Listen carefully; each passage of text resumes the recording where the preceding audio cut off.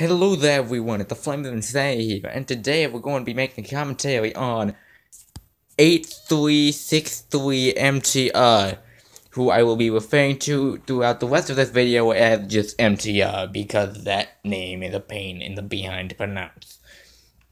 So then without further ado, let's not waste any more time, let's get right in. Alrighty then, I need to find some commentary material. Though not just any other kind of material, but material that isn't on another commentary. It'd be actually great if I break away from doing commentaries and other commentaries and have this one as a solo commentary. What's this? Commentary material? Well, okay, fine, but I need to see the video first. I don't get as to what you're complaining about, actually. I mean, there are some shows that don't really follow the routine of making it story-driven, and they don't necessarily have to be a story-driven show to begin with and can be just fine. Why am I here within the video? Oh god. Please don't tell me that this is actually another commentary on another commentary. In fact, who made this?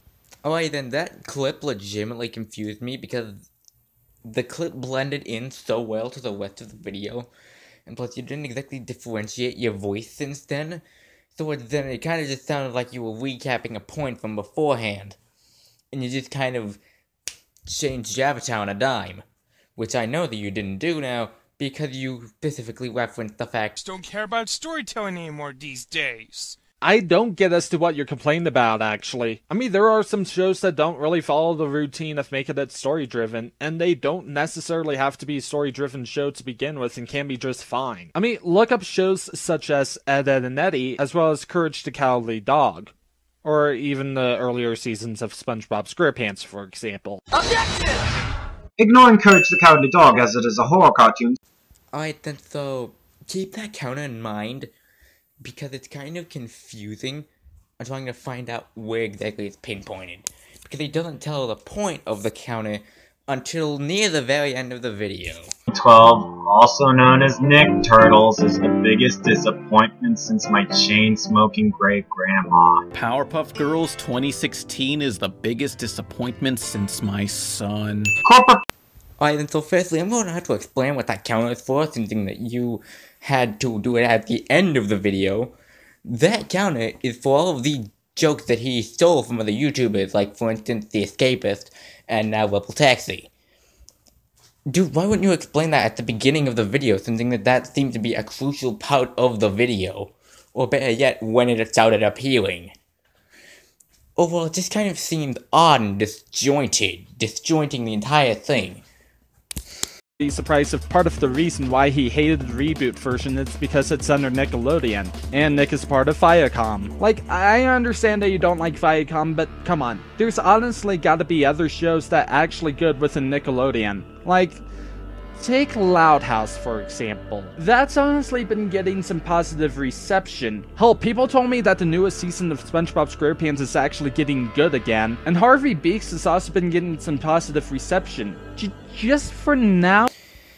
Alright, so some of those examples you brought up were actually made after TMNT, like for instance Harvey Beaks, The Loud House, and the newest season of SpongeBob. So please, try again.